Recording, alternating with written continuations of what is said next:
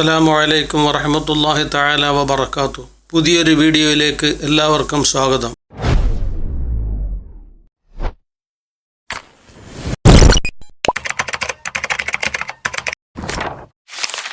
സത്യവിശ്വാസിയെ സംബന്ധിച്ചിടത്തോളം ഭൗതികമായ ലോകത്തും ആത്മീയമായ ലോകത്തും സന്തോഷകരവും സുഖകരവുമായ ഒരു ജീവിതം ആഗ്രഹിക്കുന്നവരാണ്. ഭൗതികമായ ലോകം ക്ഷണികമാണ് എന്ന വസ്തുത നമുക്കറിയാം. എന്നാൽ ഒരു മനുഷ്യനെ സംബന്ധിച്ചിടത്തോളം ഏറ്റവും പ്രധാനപ്പെട്ടത് പാരത്രികമായ ലോക ജീവിതമാണ്. അവിടെയുള്ളതായ സുരക്ഷിതത്വവും അവിടെയുള്ളതായ സന്തോഷവുമാണ് എക്കാലവും നിലനിൽക്കുന്നതായ ജീവിതം എന്ന് പറയുന്നത്. അതുകൊണ്ട് തന്നെ ഭൗതികമായ ലോകത്ത് ജീവിച്ചിരിക്കുന്ന നമ്മെ സംബന്ധിച്ചിടത്തോളം അത്യാവശ്യമായ ചില അമലുകൾ നമ്മുടെ ജീവിതത്തിൽ നിത്യമായി പ്രാവർത്തികമാക്കുമ്പോൾ തീർച്ചയായും ഒരു സുരക്ഷിതവും സന്തോഷകരമായ ജീവിതം പാരത്രികമായ ലോകത്ത് നമുക്ക് നേടിയെടുക്കാൻ കഴിയും. അതിൽ പ്രധാനപ്പെട്ട ഒന്നാണ് തഹജ്ജുദ് നമസ്കാരം. ആ തഹജ്ജുദ് നമസ്കാരം കൊണ്ട് നമുക്ക് ദുനിയാവിലും ആഖിറത്തിലും ഒരുപാട് നേട്ടങ്ങൾ ഉണ്ടാക്കിയെടുക്കാൻ കഴിയും. ഒന്ന്, അവന്റെ ഖബറിന് പ്രകാശമുണ്ടാകും. സിറാത്തുൽ മുസ്തഖീം എന്ന പാലത്തിൽ അവന്റെ കാലിന് സുരക്ഷിതത്വവും ആ സിറാത്തുൽ മുസ്തഖീമിൽ നിന്ന് വഴുതിപ്പോകാതെ അതിൽ നിലയുറപ്പിക്കുകയും ചെയ്യും. എന്നാൽ ഈ തഹജ്ജുദ് നമസ്കാരം തന്നെ നമ്മുടെ ജീവിതത്തിൽ പലപ്പോഴും നഷ്ടപ്പെട്ടു പോകാൻ സാധ്യതയുണ്ട്.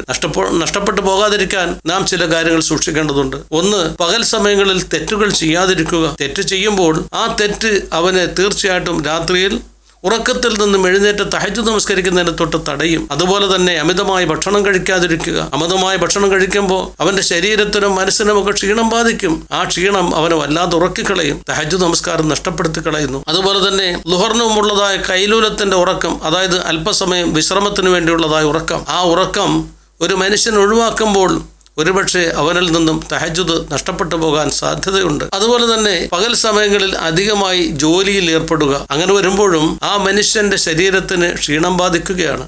ആ ക്ഷീണം കാരണമായിട്ടും തഹജ്ജുദ് നഷ്ടപ്പെട്ടു പോകും. അങ്ങനെ തഹജ്ജുദ് നഷ്ടപ്പെട്ടാൽ അത് ആഖിറത്തിൽ നമുക്കുണ്ടാകുന്ന വലിയൊരു നഷ്ടമായിരിക്കും.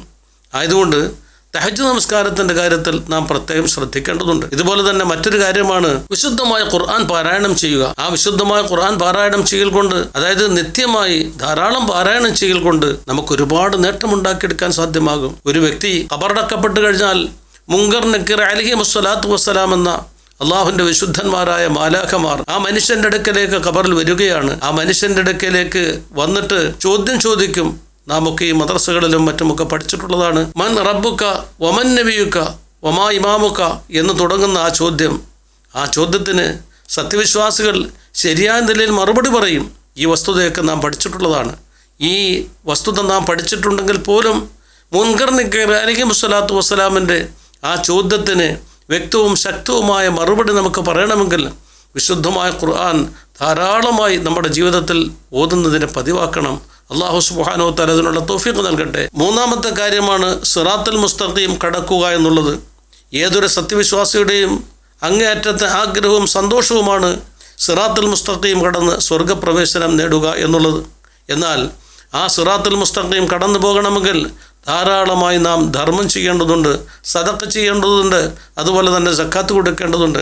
ഇതെല്ലാം അർഹമായ നിലയിൽ നാം നിർവഹിക്കുമെങ്കിൽ തീർച്ചയായിട്ടും നമുക്ക് സിറാത്തുൽ മുസ്തഖീം കടക്കാൻ സാധ്യമാകും. നാലാമത്തെ ഒരു കാര്യമാണ് വിചാരണ ദിവസത്തിൽ നമുക്ക് സന്തോഷം ലഭിക്കുക എന്നുള്ളത്. അതായത് മഹ്ശറ ലോകത്ത് ജനകോടികളെ ഒരുമിച്ച് കൂട്ടി അല്ലാഹു സുബ്ഹാനഹു വ തആല വിചാരണ നടത്തും എന്ന വസ്തുത നമുക്കറിയാം.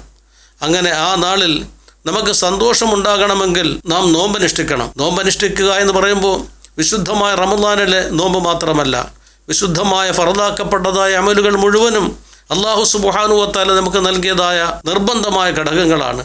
ആ ഘടകങ്ങളെ നാം അവൻ്റെ ബാധ്യത എന്ന നിലയ്ക്ക് നാം പൂർത്തീകരിച്ച് വിടുകയാണ്. അതിന് പ്രതിഫലം കിട്ടും. വളരെയേറെ പുണ്യമുള്ളതായ കാര്യമാണ്. എങ്കിലും സുന്നത്തായ ധാരാളം നോമ്പുകളുണ്ട്. ആ നോമ്പുകൾ അനുഷ്ഠിക്കുമ്പോഴാണ് വിചാരണ ദിവസത്തിൽ നമുക്ക് സന്തോഷം ലഭിക്കാൻ സാധ്യമാകുന്നത്. അതിന് നാം പ്രത്യേകം ശ്രദ്ധിക്കേണ്ടതുണ്ട്. അതിൽപ്പെട്ടതാണല്ലോ ശവ്വാൽ മാസത്തെ 6 ദിവസത്തെ നോമ്പ്, വ്യാഴാഴ്ച ദിവസവും തിങ്കളാഴ്ച ദിവസവും അനുഷ്ഠിക്കുന്നതായ നോമ്പ്, അയ്യാമുൽ ബീദിന്റെ നോമ്പ് തുടങ്ങിയുള്ളതായ സുന്നത്താക്കപ്പെട്ടതായ നോമ്പുകൾ ഇത്രയും നാം അനുഷ്ഠിക്കേണ്ടതുണ്ട്. അറഫാ ദിവസമുണ്ട്. ഇങ്ങനെ പല നോമ്പുകളുമുണ്ട് സുന്നത്താക്കപ്പെട്ടത്. ഈ നോമ്പുകളൊക്കെ നാം അനുഷ്ഠിക്കുമ്പോൾ തീർച്ചയായിട്ടും വിചാരണ ദിവസം നമുക്ക് സന്തോഷിക്കാൻ സാധ്യമാകുമെന്ന കാര്യത്തിൽ തർക്കമില്ല. ഇതുപോലെ തന്നെ നമ്മുടേതായ ഭക്ഷണത്തിലും ഉപജീവനത്തിലും നമുക്ക് ധാരാളം ബറക്കത്തുണ്ടാകണം. ആ ബറക്കത്തുണ്ടാകുന്നതിന് വേണ്ടി നാം തീർച്ചയായിട്ടും ദുഹാ നിസ്കാരത്തെ നമ്മുടെ ജീവിതത്തിൽ പതിവാക്കുക. ദുഹാ കൊണ്ട് ഒരുപാട് നേട്ടമുണ്ട്.